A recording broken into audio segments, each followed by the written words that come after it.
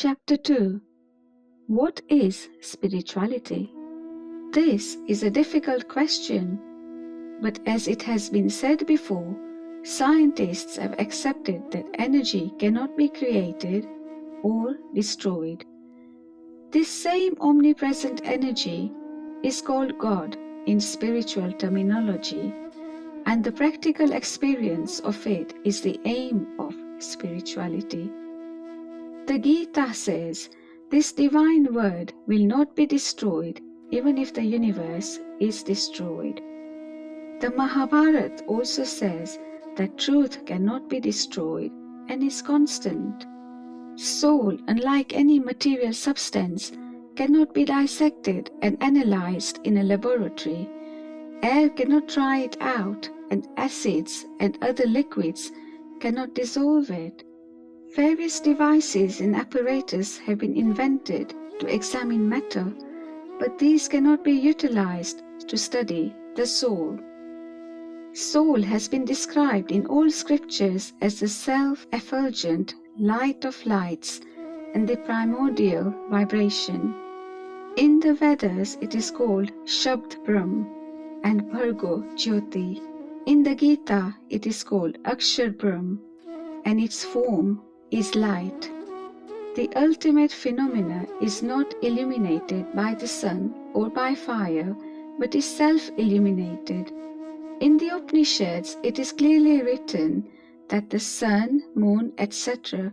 get their light from the self-effulgent divine entity. The Ramayana says that God's form is light, which is shining all the time within all beings. The Guru Granth Sahib says that even if hundreds of moons and thousands of suns were to rise together, a person would remain in the dark without the spiritual master. Guru Nanak said, "The word is the sky, the word is the earth, and from that word comes light. From that word emanates the entire universe. That word is in everyone's heart." The Bible says, "In the beginning was the Word, and the Word was with God, and the Word was God. And God is light, and in Him there is no darkness." The Quran talks about Nur Elahi, divine light, and Gebi Awaz, divine word. In short, if we analyze the scriptures of the world's religions, we find that power described as holy word and self-effulgent light. We have an example of a material manifestation of this when an atomic bomb explodes. There is an intense light and a tremendous sound. Light and sound are manifestations of that energy which permeates and sustains the universe. Anything which we see or hear is a kind of vibration. What happens when we speak? Our vocal cords produce vibrations, which in turn cause vibrations in the air. These reach the oral membranes, which also begin to vibrate at the same frequency. The same principle applies to vision. The colors we see are all different aspects of sunlight, which in fact is only a vibration or wave of light. The above-mentioned primordial vibration and divine light are not the same as the sound and light perceived by our senses. We cannot use our senses to investigate them. Here lies the basic difference between empirical science and spiritual science. Empirical science can only study those subjects which can be grasped by the senses. Even the most sensitive scientific instruments cannot study that phenomenon which is beyond our senses, mind, and intellect. Spiritual texts tell us how to know that transcendental element. Such knowledge can only be revealed by enlightened souls. It is a matter of personal experience which can be realized only by the grace of a realized soul. All kinds of empirical knowledge can be obtained via the senses, but only while the conscious energy is within us. How can a person acquire knowledge of the conscious power which is the observer of mind and intellect? The sages of the Upanishads discuss spiritual knowledge, saying that it cannot be had through a lot of study, debates, or listening to lectures. So, this raises the question of how is it possible to get this knowledge? According to the saints and sages, it is experienced only by means of the soul. Some people are of the opinion that if soul is known through itself alone, outside help is unnecessary. Such an idea is only a projection of ego.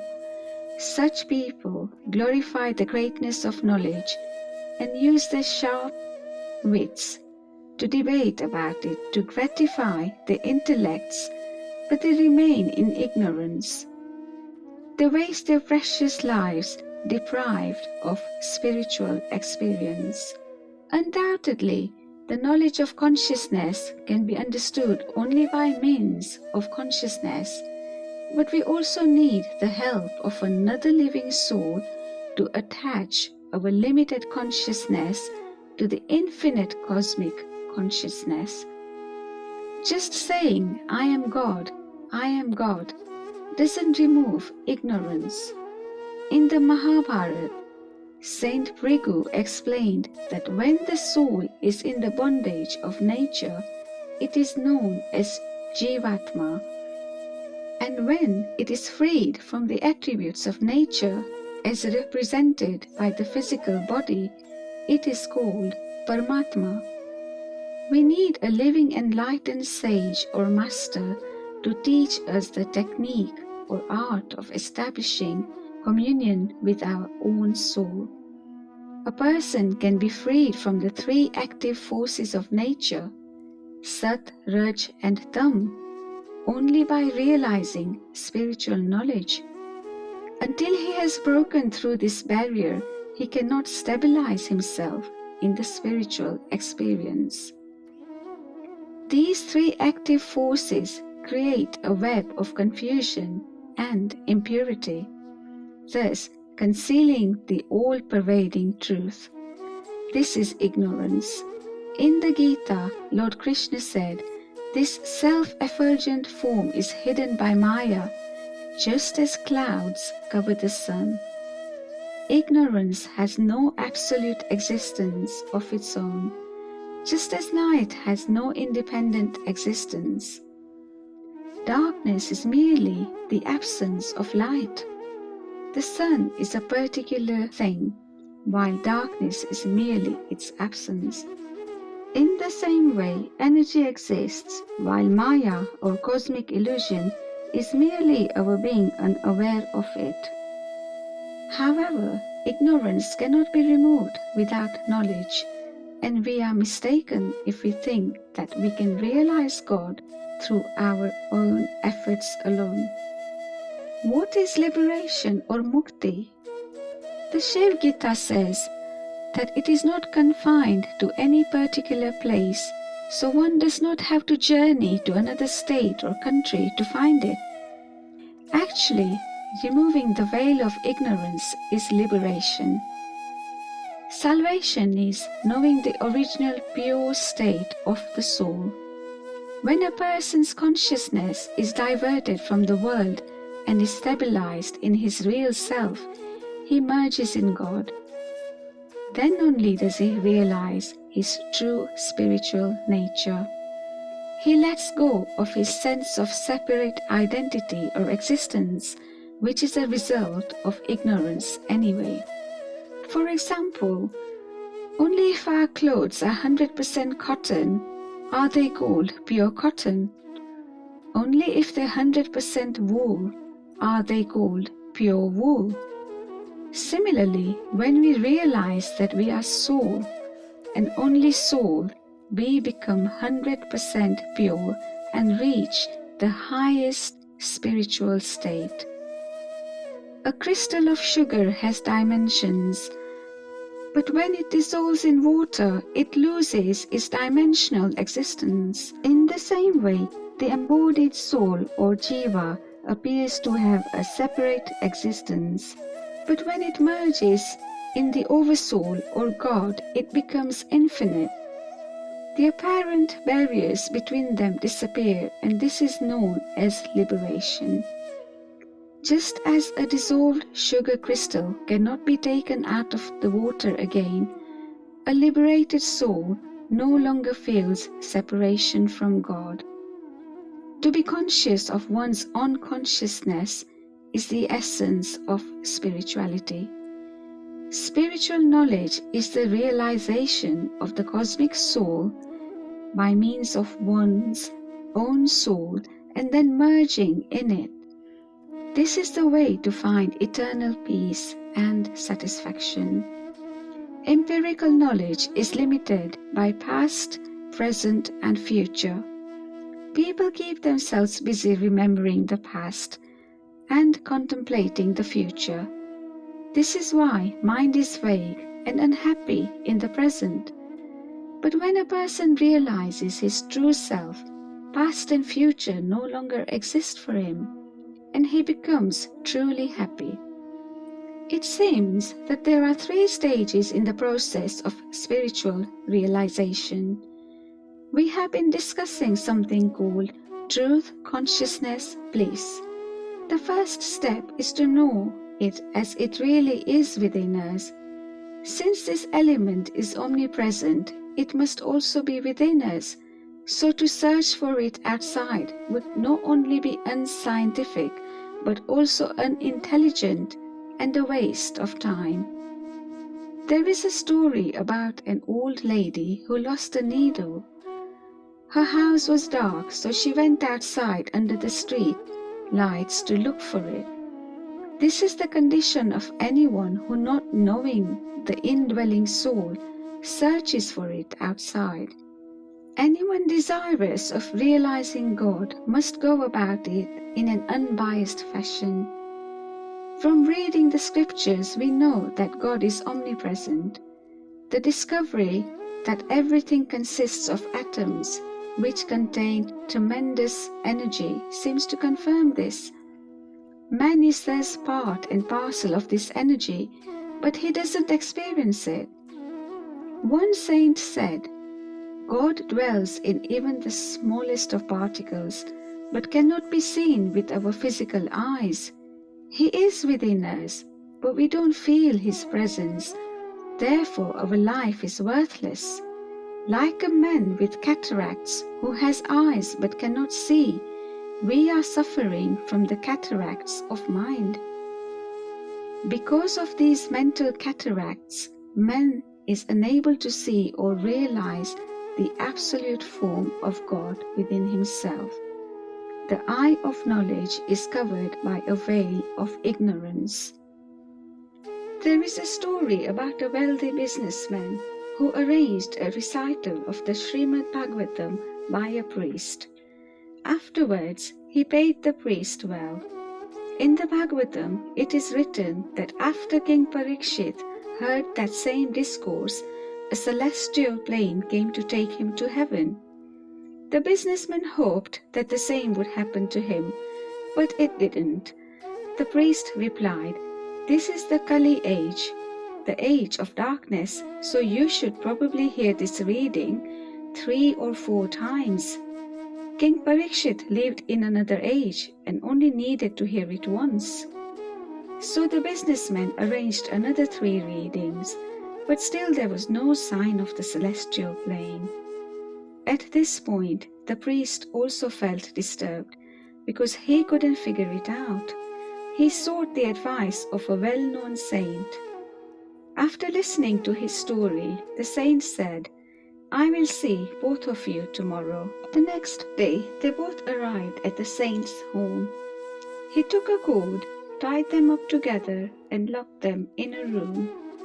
They stayed there for a whole day, and the following day, the saint set them free.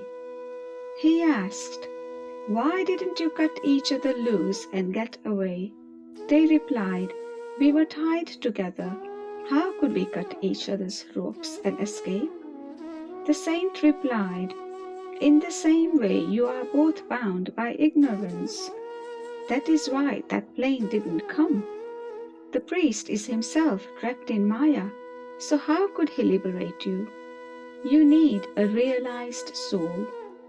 Only such a person has the power to place you in the plane of holy name and take you to the supreme abode. How can someone whose mind is pursuing worldly things free anyone else?" The moral of this story is that a person who doesn't know God, who is not established in the divine experience, cannot be liberated. It doesn't matter how accomplished he may be in scriptural lore. If he doesn't know who am I, he won't get salvation, because it isn't gained by someone who is merely intellectually learned. Liberation is attained through a person who has realized his soul and has merged his mind into it through knowledge, through the holy name.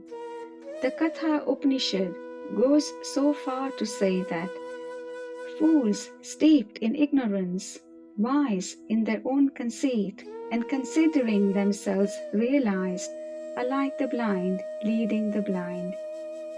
We can see the world with our physical eyes, yet we cannot see our own face without a mirror.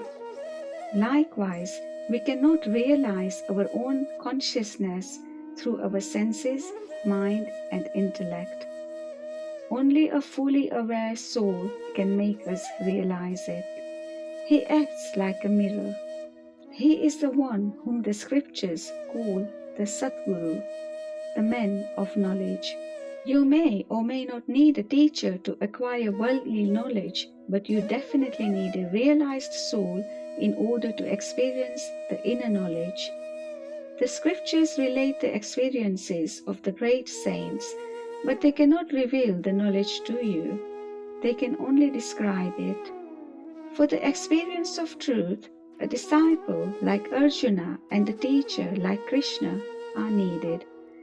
The disciple must have a childlike, sincere heart. The teacher must be able to give peace and satisfaction and explain the most profound spiritual mysteries. There is supposed to be a wasp-like insect called Vringi, which kidnaps the larvae of other insects and takes them to its nest. By making a continuous buzzing sound, it transforms them into its own shape. In the same way, the spiritual master makes others become as he himself is.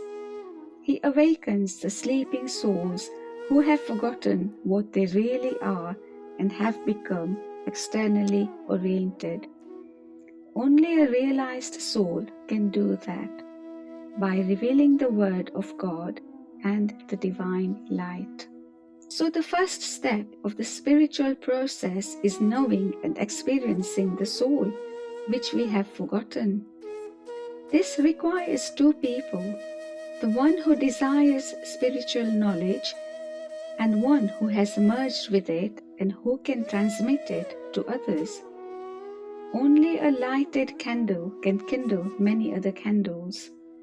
A realized soul can reveal the knowledge to thousands of aspirants and put them on the spiritual path. Saint Kabir said, "Obeisance to you, my master. Please awaken my mind, for I have slept for so many lives. Beat it with the holy word to awaken it." Saint Surdas said, "Within myself I see. From the word light has manifested, and my master has taught me the mystery of this word." A person's spiritual life begins from the moment he receives knowledge from the master. The theme of all the scriptures is that human life is a golden opportunity which has been given to us by God. We should seek out the master and work for our salvation. You will find that all scriptures praise the Master. The Upanishads are nothing else but dialogues between Master and disciple. The disciple approaches the Master with a simple, guileless heart.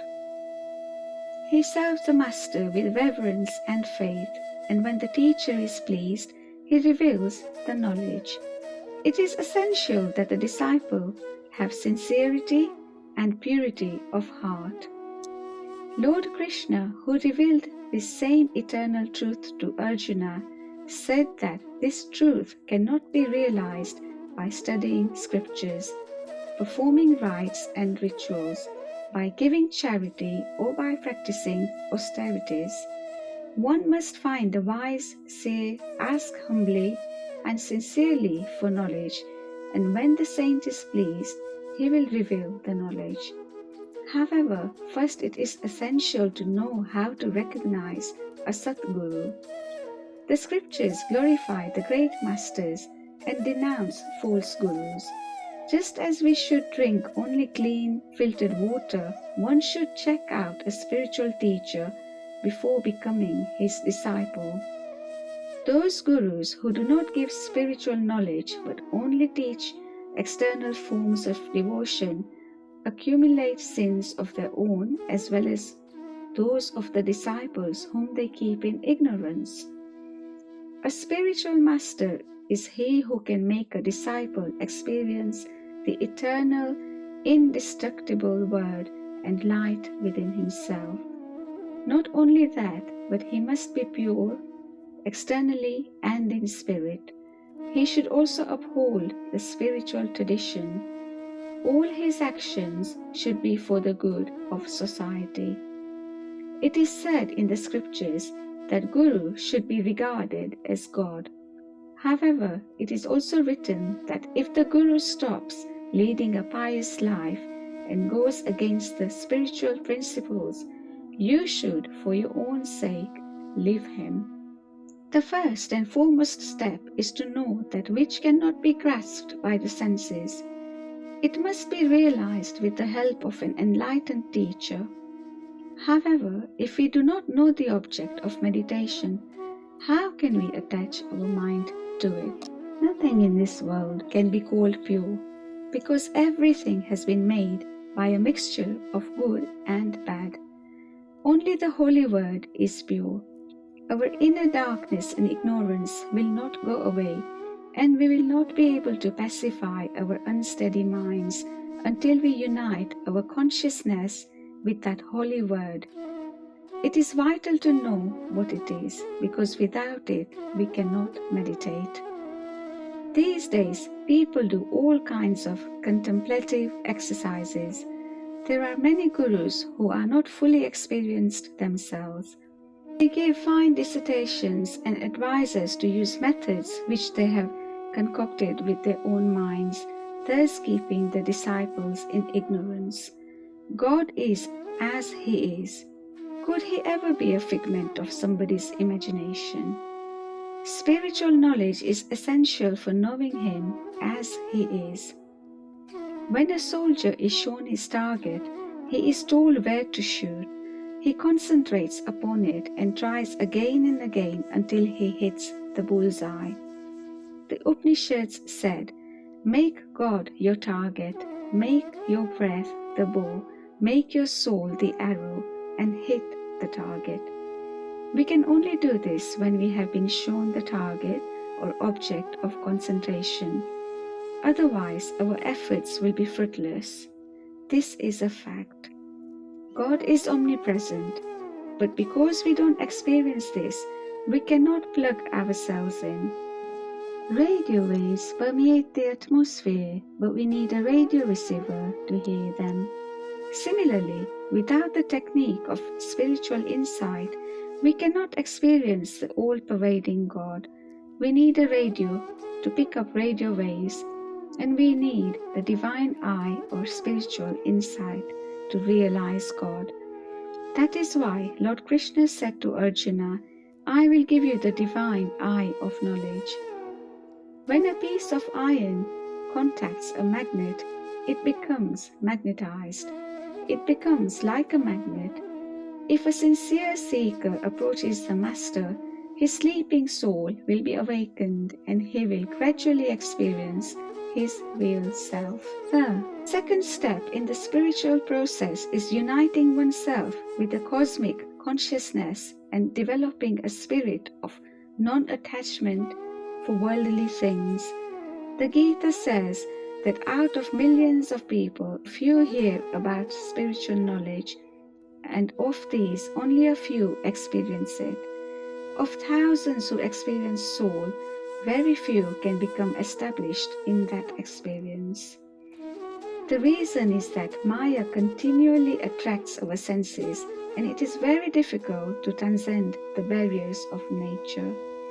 A person has to do himself the favor of making the effort to achieve that pure state.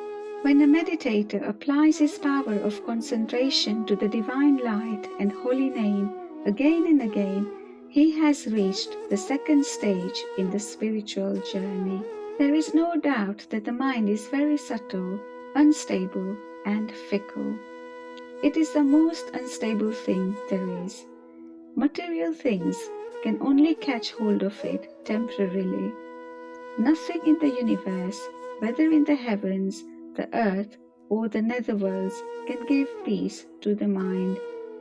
That is why the scriptures say that resting the mind in eternity alone is meditation.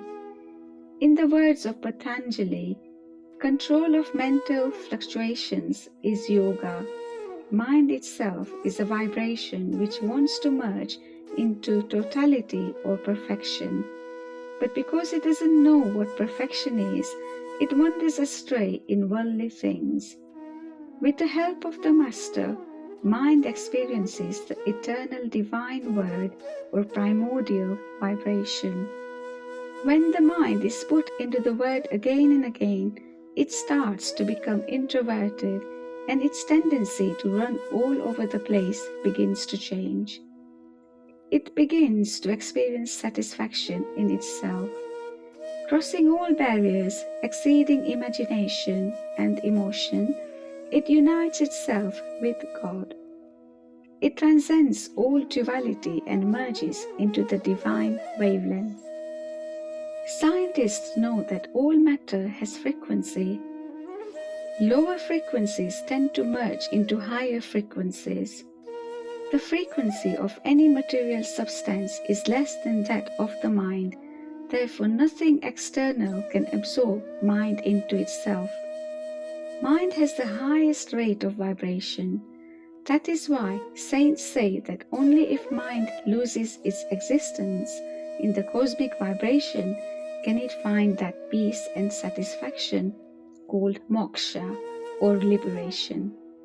No other method apart from uniting the mind with the holy name and divine light can bring us mental peace and stability.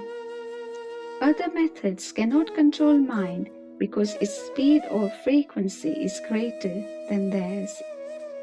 Whatever we do to reach our goal through meditation is called spiritual practice. In spirituality, the means and the end are intimately related. The process of meditation or spiritual practice lasts only so long as the meditator and his object of meditation remain separate. When they become one, the means and the end merge together. The state of samadhi is the union of meditator, object of meditation, and the process of meditation. It is not easy to reach that stage. It has been described as an uphill battle. Water flows from a higher to a lower level.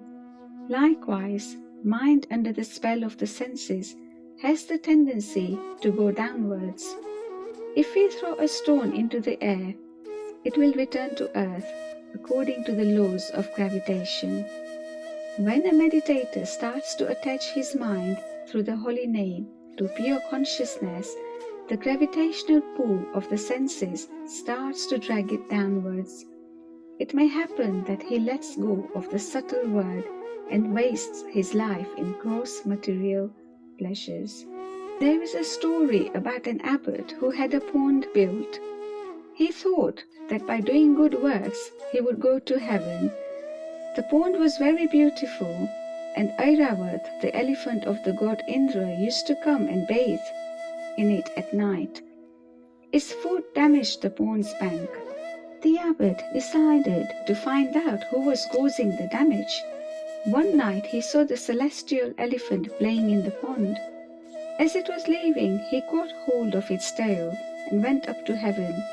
He really enjoyed himself there, but one day he remembered his ashram and disciples. He took hold of the elephant's tail and arrived back at his ashram. When his disciples saw him, they thought he was a ghost and were terrified. He said, "Don't be afraid, I am not a ghost. I'm your abbot. Touch me and see." Then he related how he had gone to heaven. The disciples persuaded him to let them go too.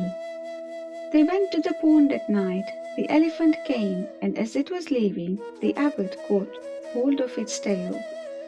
The disciples held on to the leader's feet, and thus they all proceeded to heaven. During the flight, one of the disciples could not contain his curiosity and asked, "How big are the watermelons in heaven?" Although the abbot declined to tell him about them, the disciple insisted. Finally, the abbot described the size of the watermelons. The disciple again asked, "But exactly how big are they?"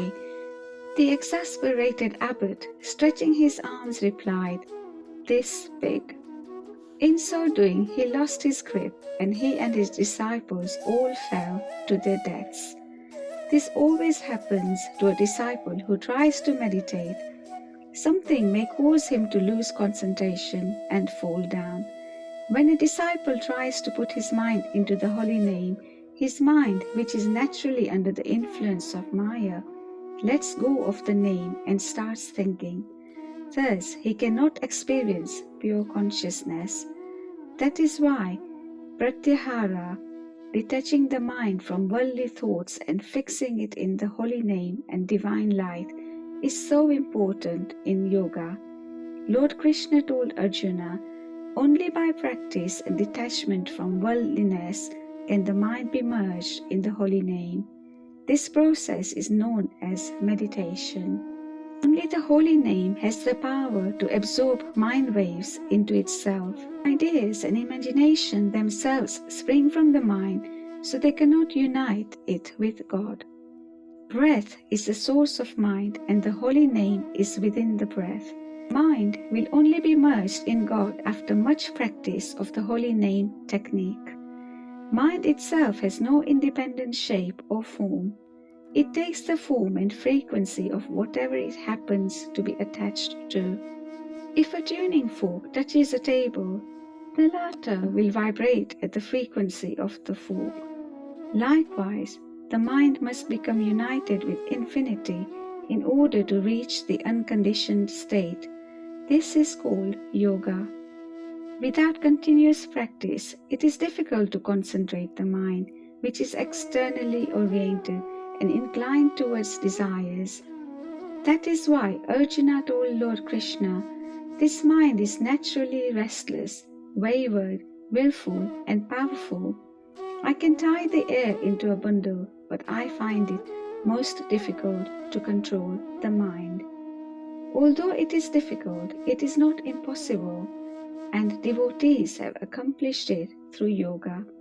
However, until mind unites itself with the holy name, it cannot become desireless, and until it is desireless, it cannot have the direct revelation of God.